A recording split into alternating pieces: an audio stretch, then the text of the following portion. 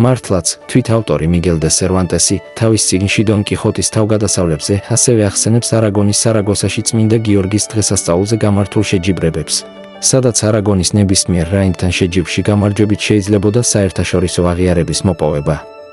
წმინდა გიორგი, კატალონურად, სენ ჯორი, ასევე კატალონიის მფარველი წმინდანია. მისი ჯვარი მრავალ შენობასა და ადგილობრივ დროშაზეა გამოსახული, მათ შორის კატალონიის დედაქალაქ ბარსელონას დროშაზე, საფეხბურთო კლუბ ბარსელონას გერბზე, ასევე გენერალიტეტის უძველეს ემბლემაზე. კატალონიაში წმინდა გიორგისადმი ერთგულების პირველი ცნობები მე-11 საუკუნით თარიღდება. წმინდანის ლეგენდა მთელ კატალონიის სამთავროში გავრცელდა მანამ, სანამ 1456 წელს კატალონიის სასამართლომ, პარლამენტმა ოფიციალურად არ გამოაცხადა კატალონიის მფარველ წმინდანად და ვარდებით ყოველწლიური ხსენება არ დაიწყო. ტრადიციული ლეგენდის კატალონიური ვარიაცია გიორგის ცხოვრების ისტორიას ტარაგონასთან ახლოს, მონბლანკის ქალაქში ასახელებს.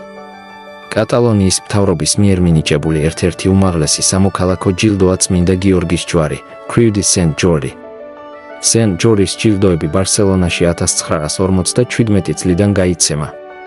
ვალენსიაში, კატალონიაში, ბალეარის კუნძულებზე, მალტაში, სიცილიასა და სარდინიაში წმინდა გიორგის თაყვანისცემის სათავე მათ საერთო ისტორიას უკავშირდება, როგორც არაგონის გვირგვინის ქვეშ მყოფ ტერიტორიებს, რითაც ერთი და იგივე ლეგენდა იზიარებენ.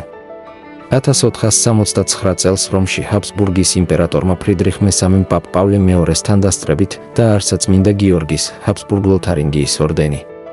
ორდენის არსებობა მისმა ვაჟმა, ჰაბსბურგის იმპერატორმა მაქსიმილიან პირველმა განაგრძო და დააწინაურა.